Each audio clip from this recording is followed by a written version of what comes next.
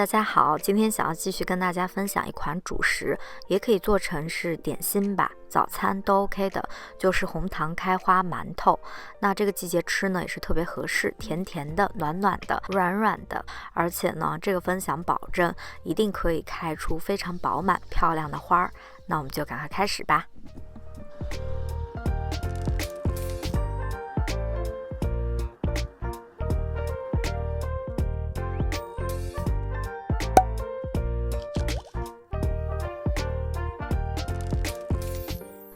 先来和面，那准备一些中筋面粉和低筋面粉，这样筋度刚好，而且呢又不失松软，然后中间挖一个洞，加入干酵母、温水还有细砂糖。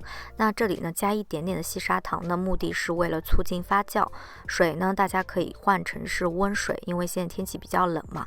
我今天是准备手揉的，所以说呢把这个面呢简单的用刮板给它切拌一下之后，它基本上呢就是成絮状了，就可以用手来揉了。当然如果你是用机器的话呢，你就可以用常温水就 OK 了。基本上我的方式就是揉、搓、推、拉这样子的方式，把它揉成光滑的面团就可以了。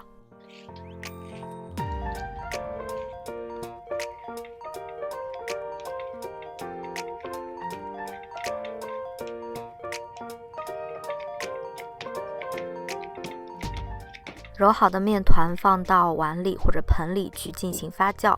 那如果你有发酵箱的话呢，就更好了，发到这种2倍左右的大小。接着来处理一下红糖，用擀面杖呢把它细细的碾碎，不要让它有很明显的颗粒就可以了。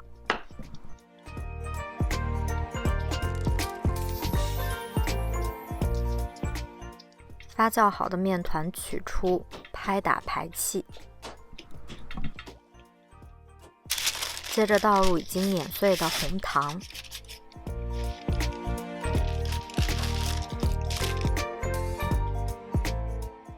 把所有的红糖都均匀的揉到面里。那如果这个当中你发现这个面团比较稀的话呢，就可以适当的添加干面粉，只要它的状态最后是不沾手的状态就可以了。这里跟大家分享一个小技巧，就是揉面的时候可以切几下，这样子的话呢，红糖可以更方便的融入，那揉的时候呢也更容易揉匀。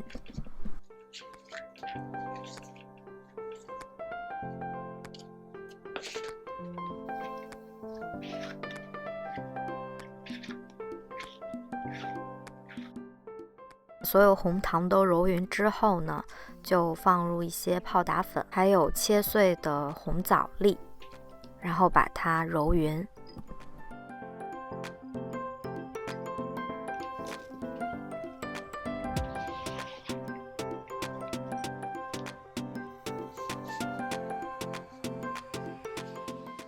揉好的面团就继续整形成长条形。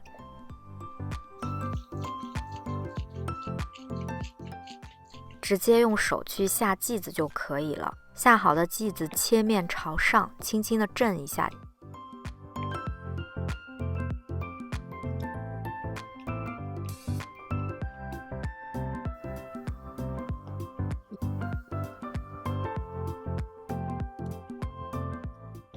下好的剂子松弛15到20分钟左右，就可以准备上锅蒸了。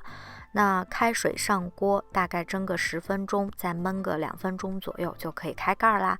那这个开的饱饱满满的红糖开花馒头就做好了，非常的可爱，好吃，甜甜暖暖的，而且呢又非常养生。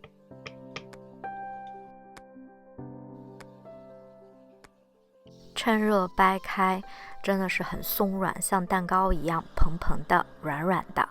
所以说呢，希望大家喜欢，喜欢的话记得素质3连。那我们就下期见啦，拜拜。